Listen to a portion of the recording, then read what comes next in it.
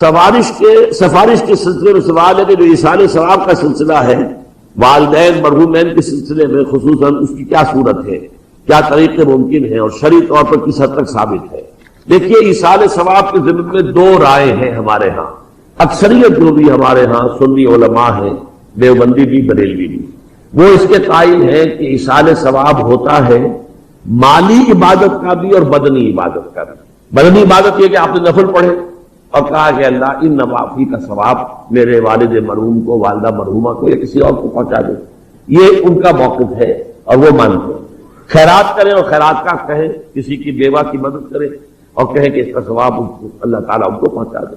ایک موقف یہ ہے، وہ زیادہ تر ہمارے ہاں جو اہل حدیث حضرات ہیں ان کا موقف ہے۔ تو میں اگرچہ اس معنی میں کہ میں اہل حدیث مسلک سے متعلق نہیں ہوں، لیکن یہ اس معاملے میں میری رائے وہی ہے، وہ یہ ہے کہ بدنی عبادت کا ایصال نہیں ہے، مالی عبادت کا۔ مالی عبادت آپ نے خیرات کی ہے، صدقہ دیا ہے، کسی غریب کی مدد کی ہے، مسکین کی مدد کی ہے، بیوہ کی مدد کی ہے، یتیم کی مدد کی ہے، کسی مقروض کی مدد کی ہے، مال خرچ ہوا ہو تو اس کی جگہ پر جو ہے آپ اپنا ایصال ثواب کا کر سکتے ہیں، بدنی عبادت کا نہیں۔ واللہ عالم۔ اب اس میں یہ کہ آپ جس پر چاہیں عمل کر لیں، لیکن یہ جو ہم کرتے ہیں اس کے لیے محفلیں منعقد کرنا اور قرآن خوانیاں ہو، یہ سب بدعات ہے۔ جو بھی ہوگا انفرادی طور پر ہوگا، اجتماعی کسی شے کا ثبوت موجود نہیں ہے ہمارے پاس۔ اس کے لیے جمع ہونا ہے اور پھر کھانا پینا بھی ہے اور ایک تقریب بن گئی ہے اور وہ ایصال ثواب کے لیے ہے، یہ ساری چیزیں، اور بچوں کو بلایا جا رہا ہے، قرآن پڑھوا رہے ہیں، انہیں پیسے دے رہے ہیں، اور وہ قرآن بھی کیا پڑھتے ہیں، وہ دو ورق جو ہے الٹتے ہیں، وہ پیسے پڑھنے لینے کے لیے تو آئے ہوتے ہیں بیچارے، نہ انہیں سمجھ، یا یہ کہ اچھا بھائی تم ادھر بیٹھ جاؤ، یہ صفحہ تم پڑھ دو، یہ صفحہ میں پڑھ دوں۔ کیا حماقتیں ہیں ایسے مذاق میں تو سمجھتا ہوں دین کا اور قرآن کے ساتھ تمسخر ہے جو ہوتا ہے، یہ سب بدعات ہے۔ البتہ ذاتی سطح پر آپ نے قرآن پڑھا، اب صبح کے وقت تلاوت کی، اس کا ثواب کسی کو پہنچا دیا، تو جو پہلا مسلک ہے اس کی روح سے جائز۔ میرے نزدیک قرآن پڑھنے سے، نماز سے، نفل سے، اس سے نہیں۔ البتہ مالی جو بھی خیرات ہیں، صدقات ہیں، تو اس کا ایصال ثواب ہو سکتا ہے۔ اولاد اگر نیک ہے تو وہ خود صدقہ جاریہ بن جاتے ہیں والدین کے لیے، بشرطے کہ والدین نے ان کی تربیت کی کوشش کی ہو۔ اگر کسی کافر کا بیٹا مسلمان ہو گیا ہے تو اس کافر کو تو اولاد سے کچھ نہیں پہنچے گا، لیکن کوئی شخص مسلمان تھا، اس نے اپنی اولاد کی تربیت بھی اچھے طریقے پر کی ہے، اب یہ جو اولاد نیکی جو کرے گی تو اس سے اس کا بھی ثواب اس کو پہنچتا رہے گا، یہ صدقہ جاریہ کہلاتا ہے۔ اگر ہم اس قرآن کو کسی پہاڑ پر اتار دیتے، لَرَأَيْتَهُ خَاشِعًا مُتَصَدِّعًا مِّنْ خَشْيَةِ اللَّهِ، تو تم دیکھتے کہ وہ پہاڑ دب جاتا، پھٹ جاتا اللہ تعالیٰ کے خوف اور خشیت سے۔ وَتِلْكَ الْأَمْثَالُ نَضْرِبُهَا لِلنَّاسِ، اور یہ مثالیں ہیں جو ہم لوگوں کے لیے بیان کرتے ہیں، لَعَلَّهُمْ يَتَفَكَّرُونَ، شاید کہ وہ تفکر کریں، غور و فکر کریں۔ قرآن مجید میں وہ مضامین جو بہت لطیف ہوتے ہیں، بہت لطیف ہوتے ہیں، جن کا ادراک عام انسانی عقل سے ماورا ہے، اس کے لیے تمثیلیں بیان کی۔ ما لا یدرک کلہ لا یدرک کلہ، اگر وہ مضمون بتمام و کمال سمجھ میں نہیں آ سکتا تو کچھ تو آ جائے تمثیل کے حوالے سے، اگر غور و فکر کریں گے تو بات سمجھ میں آ جائے۔ اب اس تمثیل کے حوالے سے سب سے اہم مقام جو ہے قرآن مجید کے اس اصول کے تحت کہ القرآن یفسر بعضہ بعضا، قرآن کا ایک حصہ دوسرے حصے کی تفسیر کرتا۔ سورہ اعراف میں یہ واقعہ مذکور ہے کہ جب حضرت موسیٰ علیہ السلام کوہ طور پر گئے تورات لینے کے لیے، تو وہاں انہوں نے اللہ سے ایک خواہش کا، ایک درخواست کا اظہار کیا۔ وہ خاتمہ اور مکالمہ تو اس سے پہلے بھی ہو چکا تھا، اب یہ شوق، رب ارنی انظر الیک، پروردگار اب دیدار بھی عطا فرما دے۔ پردے کے پیچھے سے بات تو ہوتی رہی ہے اور ہو رہی ہے، لیکن دیدار بھی عطا کر۔ اللہ نے فرمایا لن ترانی، تم مجھے ہرگز نہیں دیکھ سکتے، ولیکن انظر الی الجبل، لیکن وہ سامنے والے پہاڑ پر نگاہ جماؤ، فإن استقر مکانہ فسوف ترانی، اگر وہ اپنے مقام پر قائم رہ جائے، ہم اپنی ایک تجلی اس پر ڈالیں گے، اگر وہ جھیل جائے اس تجلی کو تو تم بھی سوچنا کہ ہمارا دیدار کر سکو۔ فلما تجلی ربہ للجبل، جب اللہ نے اپنی تجلی ڈالی اس پہاڑ پر، جعلہ دکن، تو وہ پھٹ گیا، ریزہ ریزہ ہو گیا۔ وخر موسیٰ صعقا، اور حضرت موسیٰ بے ہوش ہو کر گر گئے۔ حالانکہ تجلی براہ راست حضرت موسیٰ پر نہیں تھی، تجلی پہاڑ پر تھی۔ اور حضرت موسیٰ بالواسطہ اس تجلی کا مشاہدہ کر رہے ہیں، لیکن اس تجلی کا نتیجہ کیا نکلا؟ پہاڑ پھٹ گیا، ریزہ ریزہ ہو گیا، اور حضرت موسیٰ بے ہوش ہو گئے۔ اب یہ واقعہ ہے، وہاں تو تمثیل بیان ہوئی اور یہ واقعہ ہے۔ تو جو اثر اللہ تعالیٰ کی ذات کی تجلی کا ہے وہی اثر اللہ کی جو صفت ہے کلام، اس کی تجلی کا، اس لیے کہ صفت کس کی ہے؟ اللہ کی ہے۔ صفات ذات حق حق سے جدا یا عین ذات، متکلمین اس مسئلے کا حل ہی نہیں کر پائے۔ کلام اللہ کی صفت ہے، اس کی صفت کی بھی وہی تاثیر۔ یہ آیت قرآن مجید کی عظمت کو واضح کرتی ہے جیسے کہ وہ ہے فی نفسہ ہی۔ اب دیکھیے کوئی چیز بہت عظیم ہے، بہت عظیم ہے، بہت عظیم ہے، اگر مجھے اس سے کوئی فائدہ نہیں، مجھے اس سے کوئی دلچسپی نہیں ہوگی۔ تو اب جو دوسرا مقام میں آپ کو سنا رہا ہوں، یہ سورہ یونس کی 2 آیات، یہ ترتیب میں نوٹ کرا چکا ہوں، 1 آیت، 2 آیتیں، 4 آیتیں، 6 آیتیں، 8 آیتیں۔ فرمایا یا ایھا الناس قد جاءتکم موعظۃ من ربکم وشفاء لما فی الصدور وہدی ورحمۃ للمؤمنین قل بفضل اللہ وبرحمتہ فلذلک فلیفرحوا ھو خیر مما یجمعون۔ اے لوگو، تمہارے پاس آ گئی ہے نصیحت، موعظت تمہارے رب کی طرف سے۔ وہ صرف موعظت نہیں ہے، سینوں کے اندر جو روگ ہیں، جو امراض ہیں، ان کا علاج بھی ہے، شفا بھی ہے۔ شفاء لما فی الصدور، تیسرے درجے میں وہ ہدایت ہے، وہ بتاتی ہے کدھر جاؤ کدھر نہ جاؤ۔ جیسے آپ نے دیکھا ہوگا پہاڑی راستوں پر قدم قدم کے اوپر کوشن ہوتا ہے، یہاں سپیڈ کم کر لو ورنہ تم کسی کھائی میں جا گرو گے۔ تو یہ ہدایت کیا ہے؟ دیکھو ادھر مت جانا، ادھر جاؤ، اگر ادھر جاؤ گے تمہارا سارا معاملہ تل پٹ۔ یہ ہے ہدایت۔ اور جو چیز دنیا میں ہدایت ہے وہ آخرت میں رحمت ہے، ہدی ورحمۃ للمؤمنین۔ اب میں چاہتا ہوں ان 4 الفاظ میں جو ربط ہے اسے سمجھیں۔ دیکھیے اگر کسی ایسی زمین پر بارش برسے جو اوپر سے بہت سخت ہے تو پانی بہہ جائے گا، زمین میں جذب نہیں ہوگا تو کوئی روئیدگی پیدا نہیں ہوگی۔ اگر دل سخت ہے تو قرآن مجید ان پر کوئی اثر نہیں۔ اس کے لیے سب سے پہلے موعظہ کی ضرورت ہے، واعظ کی ضرورت ہے، نصیحت کی ضرورت ہے، تاکہ دل نرم پڑ جائے۔ انسانی دل جب سخت ہوتے ہیں تو ان کی سختی چٹانوں سے زیادہ ہوتی ہے۔ سورہ بقرہ میں فرمایا ثم قست قلوبکم فہی کالحجارۃ او اشد قسوہ، یہودیوں سے خطاب ہے۔ ثم قست قلوبکم من بعد ذلک فہی کالحجارۃ او اشد قسوہ۔ اے بنی اسرائیل، تمہارے اس طرز عمل کے نتیجے میں تمہارے دل سخت ہو گئے اور اب وہ پتھروں سے زیادہ سخت ہے۔ لہذا سب سے پہلے ضرورت کیا ہے؟ دل کی زمین کو نرم کیا جائے، اس میں حل چلایا جائے۔ یہ کام ہے موعظہ کا، واعظ کا، نصیحت کا۔ ہمارے معاشرے میں کسی زمانے میں واعظ کا بڑا رواج تھا، آج کل یہ چیز ختم ہے، بلکہ واعظ کو گھٹیا بات سمجھا جاتا ہے۔ بھائی کوئی عقلی بات کرو، کوئی علمی بات کرو، تم تو واعظ کہہ رہے ہو۔ گویا کہ واعظ گھٹیا چیز ہے؟ نہیں، واعظ سے دل میں رقت پیدا ہو، نرمی پیدا ہو۔ تو قرآن مجید ہی سب سے بڑا موعظہ ہے۔ ہم نے بدقسمتی سے کیا کیا، جب واعظ کہے جاتے تھے تب بھی مثنوی مولانا روم سے، ضعیف احادیث سے، واعظ دستان زنو افسانہ بند، واعظ بڑے اونچے اونچے ہاتھ چلا کر اور افسانہ جو ہے بیان کر رہا ہے، لیکن اس کا حال کیا ہے؟ از خطیب و دیلمی گفتار اوست، بعض ضعیف و شاذ و مرسل کار اوست۔ وہ خطیب بغدادی یا دیلمی کی جو احادیث ہیں، جو سب سے گھٹیا درجے کی کتاب حدیث کی، سب سے کم تر درجے کی کتاب حدیث کی، ضعیف کتابوں کے یوں سمجھئے کہ بہت بڑے مجموعے، وہاں سے وہ حدیثیں لا رہا ہے۔ الضعیف و شاذ و مرسل کار، ضعیف حدیث، شاذ حدیث، مرسل حدیث سے وہ بیان کر رہا ہے۔ قرآن سے اس کا کوئی تعلق۔ قرآن مجید سب سے بڑا واعظ ہے۔ یا ایھا الناس قد جاءتکم موعظۃ، یہ دل کو جب نرم کرتا ہے تو پھر اس میں جذب ہوتا ہے، یہ سیکنڈ سٹیپ ہے اس کا۔ اور جب دل میں جذب ہوگا تو دل کے اندر کی بیماریوں کو دور کر دے گا۔ دل کے اندر کی بیماریاں کون سی ہیں؟ تھرومبوسس نہیں، جائنا نہیں، وہ اور ہے۔ وہ دل کی بیماریاں جن کے لیے قرآن شفا ہے، وہ ہے تکبر، حسد، حب مال، حب دنیا، حب جاہ، حب شہرت۔ یہ ہیں وہ چیزیں کہ جو اصل ہیں، جو دل کے امراض ہیں، ان سب کو جڑ سے نکال کر پھینک دے گا قرآن حکیم۔ یا ایھا الناس قد جاءتکم موعظۃ من ربکم وشفاء لما فی الصدور، وہ ہدی، اور وہ ہدایت ہے۔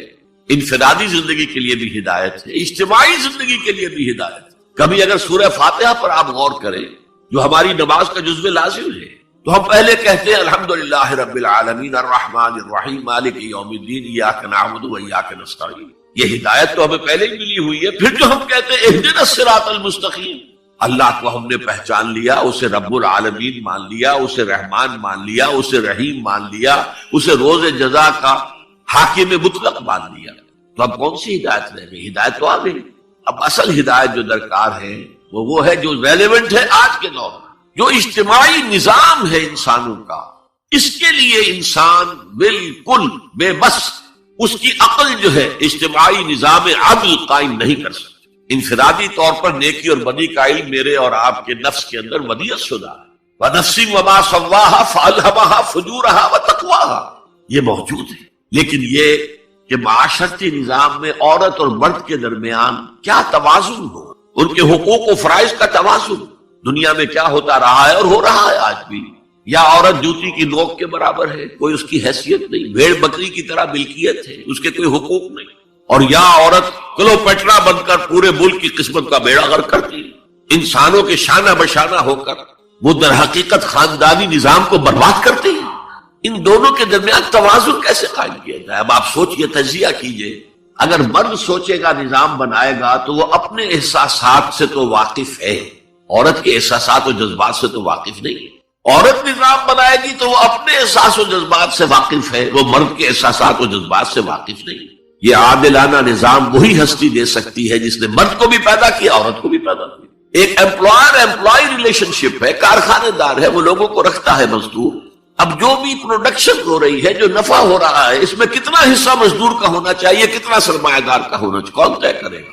یا سرمایہ دارانہ نظام بن جائے گا اور مزدور کمر توڑنے والی محنت کرنے کے باوجود زندگی کے بنیادی جو تقاضے ہیں ان کو بھی حاصل نہیں کر سکے۔ میں نے آپ کے ممبئی شہر میں جو اس وقت دیکھا ہے، یہ جو چھوٹے چھوٹے خانے بنے ہوئے کبوتروں کے سے جن میں انسان رہ رہے ہیں اور پوری زندگی ان میں گزارتے ہیں، یہ انسان، جبکہ اونچے اونچے محل موجود ہیں، بڑی بڑی عمارتیں موجود ہیں، ایکڑوں پر پھیلی ہوئی کوٹھیاں موجود ہیں، یہ ہے ننگا کیپٹلسٹک نظام، ننگا اوریم۔ اسی کا رد عمل تھا جو کمیونزم کی شکل میں ظاہر ہوا، ایکویلٹی ہونی چاہیے، لیکن اس کمیونزم نے شکل اختیار کر لی، ون پارٹی ڈکٹیٹرشپ، تمہیں کوئی حق حاصل نہیں ہے، نہ کچھ کہہ سکتے ہو، نہ تنقید کر سکتے ہو، نہ رائٹ آف ایسوسیشن ہے، نہ right of expression of opinion ہے، بس کام کرو، تنخواہ لو، روٹی کھاؤ، اللہ اللہ خیر سا۔ یہی وجہ ہے کہ وہ نظام بھی مر گیا۔ اسی طریقے سے کسی بھی نظام میں اگرچہ حاکم مطلق تو اللہ ہے، پھر بھی کوئی نظام آپ بنائیں گے تو کچھ حکام ہوں گے، اولو الامر ہوں گے۔ خلافت راشدہ میں بھی تھے نا، امیر المومنین تھے، اولو الامر تھے۔ عوام میں اور ان کے درمیان حقوق و اختیار کا توازن کیا ہو، کون طے کرے گا؟ اولو الامر تو چاہیں گے سارے اختیارات ہمارے پاس ہوں، ٹوٹلیٹیرین سٹیٹ قائم ہو جائے گی۔ عوام چاہیں گے ہمارے پاس ہوں اور ہمیں اتنی آزادی ہو کہ مادر پدر آزاد ہو جائیں، جو چاہے کریں، ہومو سیکسول ہو جائیں، ہومو سیکسول میرجز کریں، ہمیں کوئی روکنے والا نہ ہو۔ تو میں نے آپ کو بتایا اجتماعی نظام کے یہ تین گوشے ہیں، معاشرتی نظام، معاشی نظام، سیاسی نظام۔ آج کے انسان کی اصل ضرورت ہے، اس لیے کہ اس طرح کا ہمہ گیر نظام اس سے پہلے تھا ہی نہیں، لوگوں کو آزادیاں تھیں۔ آج آپ کا پورا تعلیمی نظام بھی اسی نظام کے تحت ہے۔ آپ کہاں لے جائیں گے اپنے بچوں کو؟ آپ ان کے حوالے کر کے اپنے ہاتھ دھو لیتے ہیں، you wash your hand of your children. وہ نظام جو چاہے گا بنا دے گا ان کو۔ گلا تو گھونٹ دیا اہل مدرسہ نے تیرا، کہاں سے آئے صدا لا الہ الا اللہ؟ کیا کریں گے؟ انہیں کہیں کسی تہخانے میں تو بند نہیں کر سکتے۔ آپ اپنے گھر میں ٹیلی ویژن نہیں لائیں گے، وہ جا کر دکان پہ دیکھیں گے۔ جب تک نظام درست نہ ہو، اور نظام کی ہدایت ہے جو قرآن نے دی ہے اصل، ورنہ اخلاقیات کا معاملہ میں آپ سے عرض کر دوں کہ یہ تو نوع انسانی کی مشترک میراث ہے۔ سچ بولنا اچھا ہے، جھوٹ بولنا برا ہے، کون نہیں جانتا؟ کیا ہندو نہیں جانتا؟ کیا بدھ مت کا پیرو نہیں جانتا؟ وعدہ کرنا اچھا ہے، وعدہ خلافی بری ہے، کون نہیں جانتا؟ عیسائی نہیں جانتا، یہودی نہیں جانتا، سب جانتا۔ بیسک ہیومن موریلٹی تو ہمارے اندر ہے، جیسا کہ میں نے آیت آپ کو سنائی، وَنَفْسٍ وَمَا سَوَّاهَا فَأَلْهَمَهَا فُجُورَهَا وَتَقْوَاهَا۔ انسان کا نفس جو اللہ نے پوری طرح تیار کر دیا، نوک پلک سنوار دی اور اس میں نیکی اور بدی کی تمیز ودیعت کر دی۔ لہذا اصل ہدایت ہے آج جس کی ضرورت ہے وہ اجتماعی نظام۔ 2 منٹ اور لے لوں آپ کے۔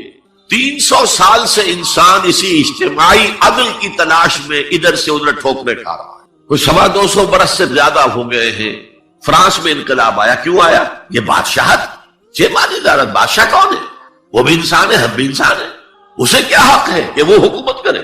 لہذا انقلاب آیا، سخت خونی انقلاب آیا، لوگوں نے چاہا کہ عدل ہو، لہذا فرینچ ریولوشن آیا۔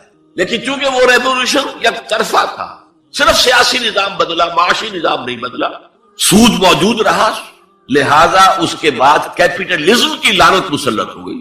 پہلے لارڈز اینڈ بیرنز اور بڑے بڑے زمیندار اور جاگیردار سروں پر مسلط تھے، اور اب کارخانے دار اور کیپٹلسٹ مسلط ہو گئے۔ آج کی جمہوریت کیا ہے؟ دس از دی ڈکٹیٹرشپ آف دی کیپٹلسٹ۔ یہ تو اصل میں کیپٹلزم ہے، کیپٹلسٹ کی ڈکٹیٹرشپ ہے جس وقت ہو رہی ہے۔ اچھا، اس سے نجات پانے کے لیے چھلانگ لگائی دوسری طرف کمیونزم، تو وہ میں آپ کو بتا چکا، وہاں انفرادی آزادی ختم ہو گئی، اب وہ بھی مر گیا۔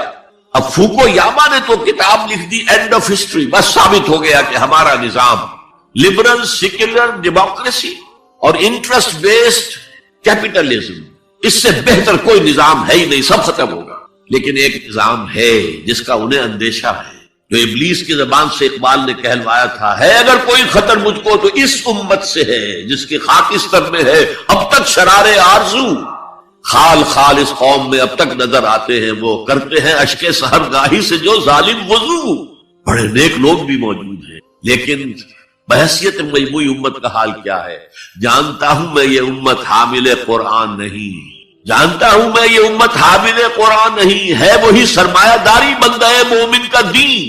جانتا ہوں میں کہ مشرق کی اندھیری رات میں بے ید بیضا ہے پیران حرم کی آستین، پیر ہیں، مرشد ہیں، ان کی آستینوں میں ید بیضا نہیں ہے، حضرت موسیٰ والا۔ بہرحال فوکو یاما کی نفی کی پھر بعد میں، اور کتاب لکھی گئی کلیش آف سیویلائزیشنز، تہذیبوں کا ٹکراؤ ابھی آئے گا۔ تو میں اس سے زیادہ اس ایشو پر نہیں جانا چاہتا۔ ہدایت، انفرادی ہدایت بھی قرآن میں ہے، اور سب سے بڑھ کر اجتماعی ہدایت جس کی آج کے انسان کو سب سے زیادہ ضرورت ہے، سسٹم آف سوشل جسٹس جو صرف اللہ دے سکتا ہے، اس لیے کہ کارخانے دار بھی اسی کی مخلوق ہے اور مزدور بھی اسی کی مخلوق، جو اولو الامر ہے وہ بھی اسی کے پیدا کرنا ہے، اور جو عوام ہے وہ بھی اسی کے پیدا کرنا ہے۔ اس کے بارے میں ایک زمانے میں بہت دین حدیث اس کے خلاف بڑی جو ہے ایک مہم چلی تھی کہ ختم کیا جائے، یہ خام خواہ جو ہے خرچ ہوتا ہے بہت اور ضائع ہوتا ہے گوشت، اتنے بڑے پیمانے پر گوشت ہوتا ہے، کھایا نہیں جاتا۔ اچھا، ایک زمانے میں فریج میں کیا محفوظ گوشت ضائع بھی ہو سکتا، اور بھی چیزیں جو ہے وہ گوشت صحیح طور سے استعمال نہیں ہوتی، تو اس کے اوپر بڑا پروپیگنڈا دین حدیث کا رہا کہ یہ جو ہے قربانی صرف حج کے موقع پر۔ میں اس کی نفی کے لیے آج آپ کو بتا رہا ہوں۔ سورہ حج کے اندر جو 2 رکوع ہیں، ایک چوتھا ایک پانچواں، چوتھے رکوع میں بھی قربانی کا ذکر ہے، پانچویں میں بھی قربانی کا ذکر ہے۔ یہ ایک دم جو ہے ایک جگہ پر جو 2 طرح کی قربانیوں کا ذکر ہو رہا ہے، یہ کیوں ہو رہا ہے؟ چوتھے رکوع میں وہ مناسک حج کے ساتھ وہاں جو فرمایا گیا لِيَشْهَدُوا مَنَافِعَ لَهُمْ وَيَذْكُرُوا اسْمَ اللَّهِ عَلَى مَا رَزَقَهُم مِّن بَهِيمَةِ الْأَنْعَامِ فِي أَيَّامٍ مَّعْلُومَاتٍ عَلَى مَا رَزَقَهُم مِّن بَهِيمَةِ الْأَنْعَامِ فَكُلُوا مِنْهَا وَأَطِيعُوا الْبَائِسَ۔ وہاں پہ قربانیاں دو، پھر اللہ کا نام لو ان جانوروں پر جو اللہ نے تمہیں عطا کی، ان جو معین دنوں کے اندر دو، فی ایام معلومات، اور پھر اس میں سے خود بھی کھا، اور جو ہے جو جیسے صدقہ کا گوشت ہوتا ہے وہ نہیں ہے، وہ قربانی کا گوشت آپ خود بھی کھائیں اور غرباء کو کھلائیں، غریبوں کو دے۔ تو پورا حکم آ چکا ہے چوتھے رکوع کے۔ پانچواں رکوع پورا کا پورا جو ہے وہ عید الاضحیٰ پر ہے میرے لوگ۔ یہی حکمت صوم کے بارے میں کہ وہاں جب ایک حکم تکرار کر دیا کہ پہلے فرما دیا گیا فمن کان منکم مریضا او علی سفر فعدۃ من ایام اخر، اگر بیمار ہو کوئی اور یہ یا کہ سفر پر ہو تو تعداد دوسرے دنوں میں پوری کرے۔ پھر کیا وجہ دوبارہ آ رہا ہے؟ شہر رمضان الذی انزل فیہ القرآن ھدی للناس وبینات من الہدی والفرقان فمن شہد منکم الشہر فلیصم ومن کان مریضا او علی سفر فعدۃ من ایام۔ کیوں؟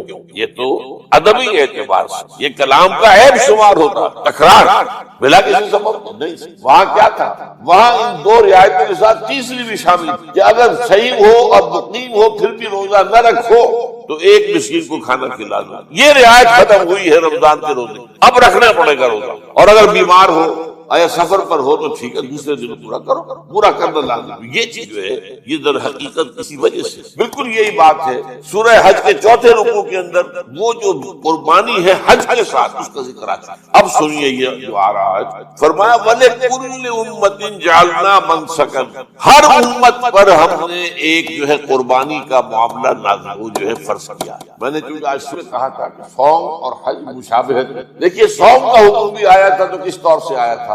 یا ایھا الذین آمنوا کتب علیکم الصیام کما کتب علی الذین من قبلکم لعلکم، اہل ایمان تم پر روزہ رکھنا فرض کیا گیا جیسے کہ فرض کیا گیا تھا ان پر جو تمہیں پہلے۔ یہاں پر اسی حوالے سے بات ہے، اے مسلمانوں یہ قربانی صرف تم پر فرض نہیں کی جا رہی، یہ تو ہر امت پر، ہر نبی ہر رسول کی امت۔ وَلِكُلِّ أُمَّةٍ جَعَلْنَا مَنسَكًا لِيَذْكُرُوا اسْمَ اللَّهِ عَلَيْهَا، تاکہ وہ نام لیں اللہ کا، عَلَىٰ مَا رَزَقَهُم مِّن بَهِیمَةِ الْأَنْعَام، کچھ اللہ تعالیٰ نے یہ چوپائے جو ہے حیوانات ان پر اللہ کا نام لے کر چھٹ جائے، اللہ کے نام سے ذبح۔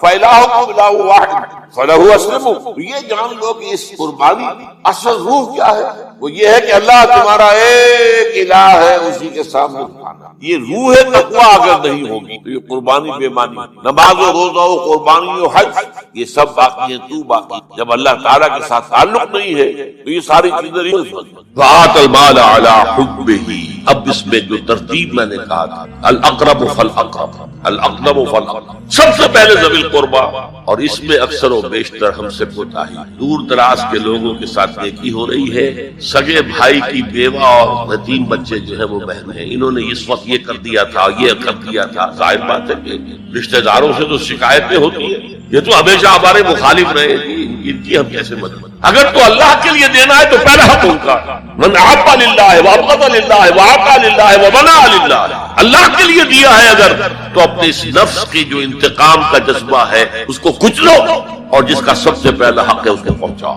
حق بحقدار رسید ذوی القربیٰ والیتامیٰ، جو بے سہارا رہ گئے، باپ کا سایہ نہیں، والمساکین، مساکین کسے کہتے ہیں؟ مسکنت کہتے ہیں کم ہمت۔ آپ کو معلوم ہے آج کل ایک مرض کہلاتا ہے نیورستھینیا، آدمی دیکھنے میں ہٹا کٹا ہے، صحت مند ہے، لیکن اندر سے اس کی کوئی ہمت ایسے جواب دے گئی ہے کچھ کر ہی نہیں سکتا، وہ ہے مسکین۔ اسی لیے جو فرمایا گیا یہودیوں کے لیے ضربت علیہم الذلۃ والمسکنہ، ذلت کے معنی بھی کمزوری اور مسکنت کم ہمت، ہمت ختم ہو گئی۔ تو جو اپنے پاؤں پر نہیں کھڑا رہ سکتا اس وجہ سے کہ اس میں وہ ہمت کم ہو گئی، وہ بھی مستحق ہے۔ وابن السبیل اور مسافر، پرانے زمانے میں آپ کو معلوم ہے نہ سرائیں تھی، نہ کچھ اور تھا، نہ ہوٹل تھے، پھر اگر کہیں راستے میں چوری ہو گئی، ڈاکہ پڑ گیا تو آدمی جو ہے گھر میں خود ہے، کفیل ہے، اچھا ہے۔ اس وقت کی حالت ایسی، ہمارے ہاں بیگرز نے اسی کو ایک بہت بڑا بہانہ بنایا ہوا، جی میں آیا تھا وہاں سے اور یہاں سے اور میری جیب پھٹ گئی، سب چلا گیا، اب مجھے واپس جانے کے لیے کرایہ چاہیے۔ اکثر و بیشتر جھوٹے کے، اگر آپ کسی کو پکڑ لیں اور ساتھ لے کر کہیں تحقیق کراؤ تو بھاگ جائے گا، پھر بھی آئے گا۔ لیکن یہ کہ سبیل یہ بھی ایک کھاتا ہے، وسائلین، یہ ذرا تفصیل طلب ہو۔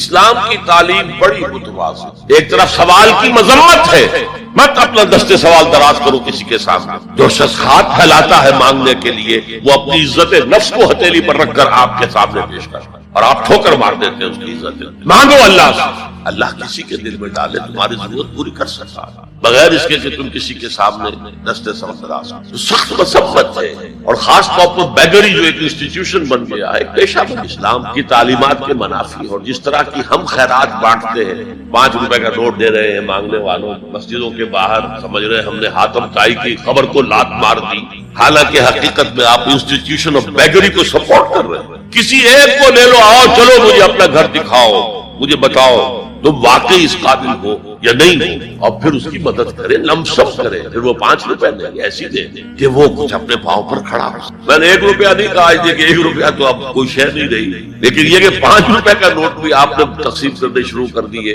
کیا ہے؟ والسائلین وفی الرقاب، لیکن دوسری طرف سائل کو جھڑکنا نہیں، ولا اما السائل فلا تنہر، جھڑک کو نہیں، اچھا بھائی نہیں معاف کرو، میرے پاس آپ کی مدد کی میں کچھ نہیں کرتا۔ دونوں کے درمیان اصل میں معاملہ، بلکہ یہاں تک بھی فرمایا سائل کو ضرور دو، چاہے وہ گھوڑے پر سوار ہو کر تمہارے دروازے، کیا پتا اس کی واقعی الجھن کیا ہے۔ تو سوال کی مذمت اور سائل کو جھڑکنے کی ممانعت، حتی الامکان خالی ہاتھ نہ لوٹاؤ۔ اس نے اپنی عزت نفس اپنی ہتھیلی پر رکھ کر تمہاری سامنے پیش کر دیا، اسے ٹھوک کر. لیکن جیسا کہ میں نے عرض کیا، یہ انسٹیٹیوشن آف بیگری جو ہے یہ ایک علیحدہ شے ہے، بالکل اس کا اس سے کوئی تعلق نہ سر. وفی الرقاب، رقاب جمع ہے رقبہ، گردن. فک رقبۃ او اطعام فی یوم ذی مسغبۃ یتیما ذا مقربۃ او مسکینا ذا متربہ. فک رقبۃ، کسی کی گردن چھڑا دے. اس وقت سب سے بڑی ایپلیکیشن اس کی تھی غلاموں کو، کنیزوں کو اپنے پیسے سے خرید کر آزاد کرنا. بہت بڑی نیکی، بہت بڑی. اور حضرت ابو بکر رضی اللہ تعالیٰ عنہ کے دفتر فضائل میں سب سے اونچا کام کہ جن غلاموں کو، جن کنیزوں کو ستایا جا رہا تھا، their owners, their masters، ان کے آقا کو حق حاصل تھا، جو چاہے کرے ان کے ساتھ، قتل کر دے کوئی پوچھنے والا نہیں ہے. میں پہلے بھی عرض کر چکا، میری ملکیت ہے، جیسے میری بکری میری ملکیت ہے، میں نے اس کو ذبح کیا، گوشت کھا لیا، تو کون ہوتے ہو پوچھنے والا؟ میرا غلام تھا، میں نے قتل کر دیا، تو کون ہو؟ ان کو حضرت ابو بکر نے خرید کر آزاد کیا. اور منہ مانگے دام حضرت بلال کے لیے امیہ ابن خلف نے اتنی بڑی رقم مانگی. حضرت ابو بکر نے کہا ٹھیک ٹھیک. باپ نے کہا بھی ابو قحافہ نے، ابو بکر کو کوئی غلام خریدنا ہی تھا، کوئی طاقتور آدمی جو کام آ سکے کہیں، اس کو خریدنا چاہیے. مجھے کیا پتا ابو بکر کس لیے خرید رہا اور کس کے لیے خرید رہا. آج کے دور میں اس کی اپلیکیشن ہوگی. کوئی شخص جو ہے اگر قرض میں اس طرح جکڑا جائے کہ لاکھ ہاتھ پاؤں مارے نکل نہیں سکتا، اس کو کوئی لمپ سم مدد دے کر اس قابل کیا جائے کہ وہ پھر اپنے پاؤں پر کھڑا ہو جائے. یہ نہیں کہ اسے آپ ہر مہینے کچھ رقم دیتے رہے، اس سے تو وہ اسی پوزیشن میں رہے گا. یہ بعض مائنورٹی کمیونٹیز کے اندر یہ معاملہ موجود. کوئی بھائی اگر گر گیا ہے کاروبار میں تو اس کی پھر ایسی مدد کی جائے کہ وہ پھر آپ کی صف میں آ کر کھڑا ہو جائے. Respectable members of your community وہ اس شکل میں پہنچ جائے. یہ بھی فک و رقبۃ اس کی ذیل میں آج کل آئے. لفظ ایک ہے لیکن آیت ہو گئی الگ، اس کے کوئی معنی نہیں بنتے. الرحمن کیا مطلب ہے؟ الرحمن خبر جڑے گی اللہ القرآن، رحمان نے قرآن سکھایا. اب اللہ بولو گے کیوں انہیں علیحدہ کیا گیا؟ اس کی بڑی ایک آیت ہے الرحمن علم القرآن، ایک جملہ خلق الانسان، دوسرا جملہ علمہ البیان، تیسرا جملہ. لیکن نہیں، پہلے جملے کو سپلٹ کر کیوں چار چوٹی کی چیزوں کا ذکر ہے. یہ خاص مقام ہے، اس پر اللہ نے مجھے خاص شرح ہے. یہ بات آپ کو کسی تفسیر میں نہیں مل سکتی. یہ اللہ کے لیے نہیں، اس کی عطا ہے، اس کا فضل ہے، اس کا کرم ہے. ذالک فضل اللہ یؤتیہ من یشاء. اللہ کے ناموں میں سب سے زیادہ حسین اور محبوب نام یہ عام تصور کے خلاف ہے. ہمارے ہاں اہل تصوف نے اس کو عام کیا ہے کہ اللہ کا اسم ذات اللہ، اور قرآن میں بھی اللہ کا استعمال زیادہ تھا. اس کی وجہ کیا ہے؟ یہ نام عربوں میں پہلے سے موجود تھا. ظاہر بات ہے گفتگو کسی سے کرنی ہو تو آپ کی اور اس کے درمیان کمیونیکیشن کسی کامن ایشو سے شروع ہو سکتی ہے. اللہم دعا مانگتے تھے ضروریت لبیک اللہم لبیک لبیک لا شریک لک لبیک الا شریکا تملکہ وما ملک. لبیک تلبیہ تو ان کا بھی یہی تھا، لبیک اللہم لبیک، میں حاضر ہوں اللہ میں حاضر ہوں، اللہ میں حاضر ہوں. تیرا کوئی شریک نہیں سوائے اس شریک کے کہ جو اختیار اسے حاصل ہے وہ بھی تیرا اختیار ہے. اللہ ان کے ہاں ہمیشہ سے معروف تھا، اس لیے اللہ کا نام ہے. لیکن قرآن نے زیادہ انٹروڈیوس کیا الرحمن. سورۃ الفرقان کی آیت ہے، جب ان سے کہا جاتا ہے رحمان کو سجدہ کرو، قالوا من الرحمن، وہ کہتے ہیں یہ رحمان کون ہے؟ ہم نہیں جانتے. یہ الفاظ حالانکہ لفظ موجود تھا رحمان. حضرت ابو بکر بیٹا دور جاہلیت کی پیداوار ہے عبد الرحمن ابن ابی، لیکن پھر بھی وہ اسے اس معنی میں نہیں لیتے تھے. اللہ قرآن نے اسے فرمایا کہ کیوں کہ آپ اس کو دیکھیے اللہ نے ہمیں پیدا کیا، کوئی ہماری غرض تھی، ہم نے چاہا تھا کہ ہمیں پیدا کیا جائے. اللہ ہمیں رزق دیتا ہے اپنے مقصد سے دیتا ہے. ہمیں زندہ رکھنا ہے اس نے امتحان کے لیے، امتحان لینا ہے نا، تو زندہ رہیں گے تو امتحان دیں گے. ہمیں جس کی احتیاج ہے، جس کی احتیاج ہے، جس کی احتیاج وہ رحمت ہے. اور یہ رحمت کا مطلب وہ جس سے اللہ کے دو نام الرحمن الرحیم، الرحمن الرحیم، بسم اللہ الرحمن الرحیم. رحمت کی سب سے زیادہ کیوں؟ حضور نے فرمایا کوئی شخص جنت میں داخل نہیں ہو سکتا محض اپنے اعمال سے، جب تک کہ رحمت خداوندی دستگیری کسے کہتے ہیں؟ کسی کا ہاتھ پکڑ لینا، پکڑ کے کھینچے، دستگیری. کسی صحابی نے بڑی ہمت کی اس لیے حضور آپ بھی جب آپ نے کہا کوئی انسان نہیں جائے گا جنت میں صرف اپنے اعمال کے لیے، تو بڑا کیٹیگوریکل اسٹیٹمنٹ ہے. کوئی ایکسیپشن ہے؟ آپ ایکسیپشن ہے یا نہیں؟ فرمان نہیں، میں بھی الا یتغمدنی ربی برحمتہ، میں بھی جنت میں داخل نہیں ہو سکوں گا اگر میرے رب کی رحمت مجھے ڈھانپ۔ تو ہمیں سب سے زیادہ کس سے کہ اگر اصل زندگی آخرت ہے اور وہ یا جنت ابدا ہے یا نار، تو ہماری اصل جنت رحمت علم القرآن، اس نے سکھایا ہے۔ پہلی بات تو واضح ہوئی جیسے کہ پہلی میں جو آیت سنا چکا ہوں، قل بفضل اللہ وبرحمتہ، اللہ کی رحمت کا مظہر ہے قرآن۔ یہاں فرمایا رحمانیت کا مظہر ہے عدم قرآن۔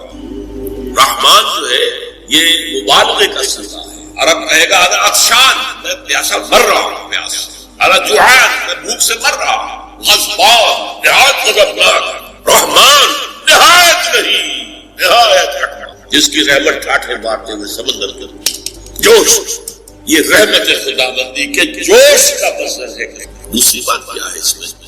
باقی سارے علوم کس نے دیے ہیں؟ سائنس کس نے سکھائی؟ یہ وہ علم الاسماء آدم کلھا ہے جو حضرت آدم کے اندر ودیت کر دیا گیا، پورا سائنس کا پورا۔ لیکن وہ کس شکل میں تھا؟ جیسے آم کی گٹھلی میں آم کا درخت، اسے توڑیں گے تو گٹھلی کے اندر کچھ بھی نظر نہیں آئے گا، لیکن درخت سارا کہاں سے آتا ہے؟ اس کو آپ انگریزی میں کہتے ہیں پوٹینشل، عربی میں کہتے ہیں بالقوہ پوٹینشل۔ یہ سارا یہ علم جو ہے سائنٹیفک اینڈ ٹیکنالوجیکل، یہ حضرت آدم کو دے دیا۔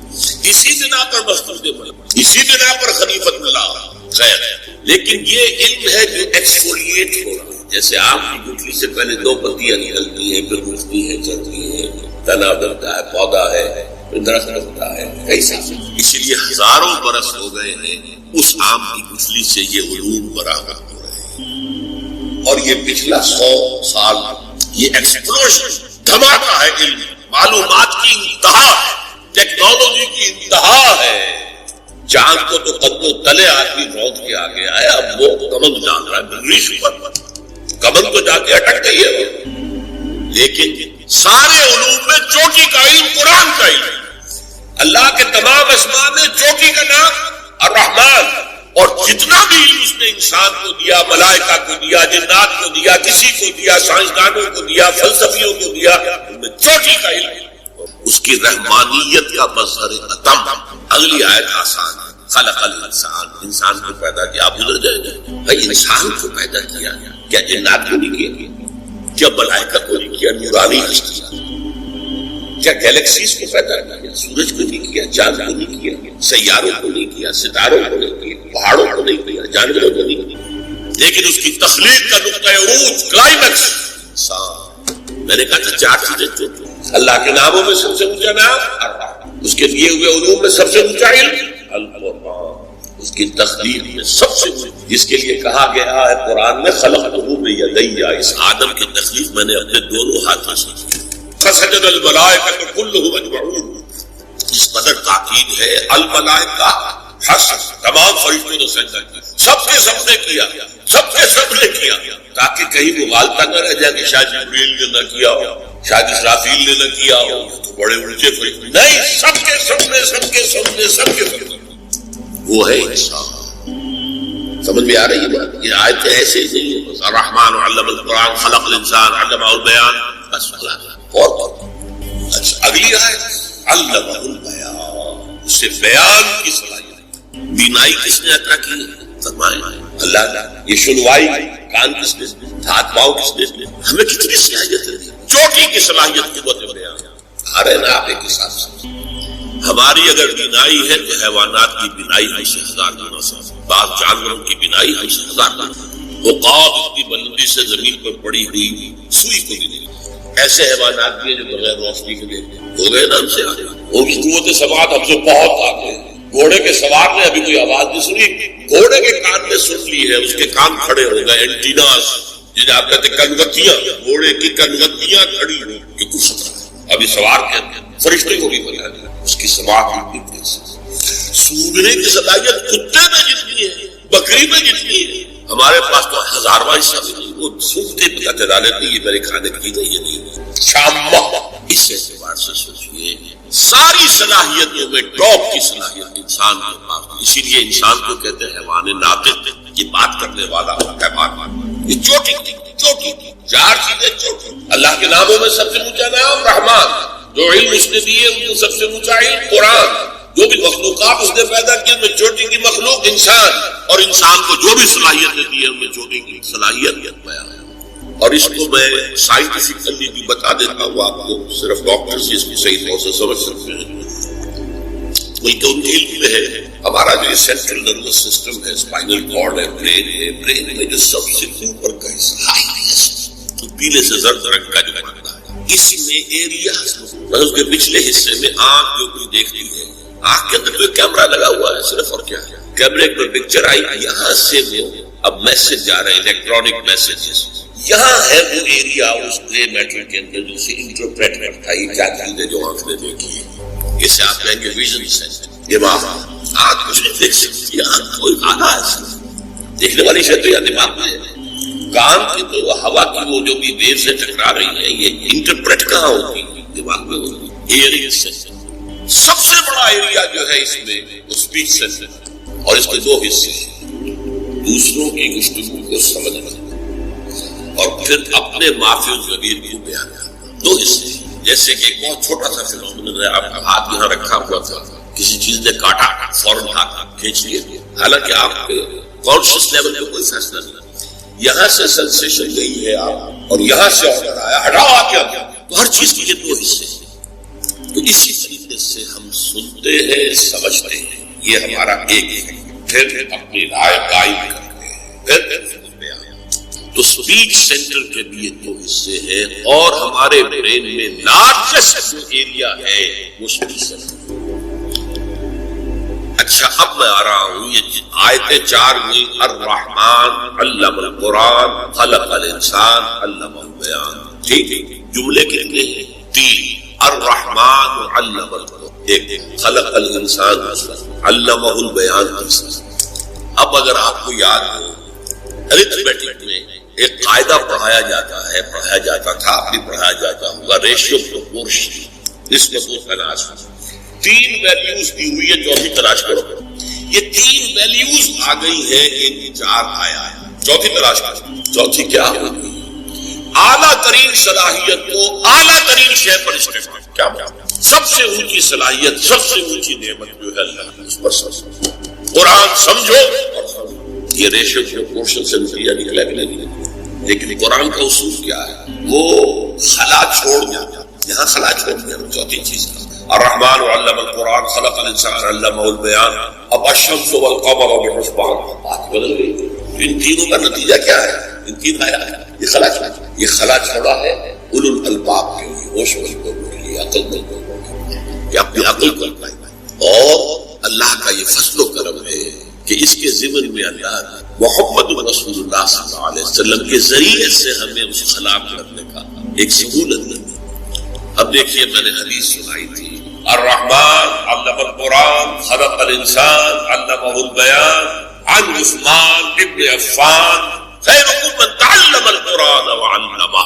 تم میں سے بہترین لوگ وہ ہیں جو قرآن سیکھیں. یہ اس کا نتیجہ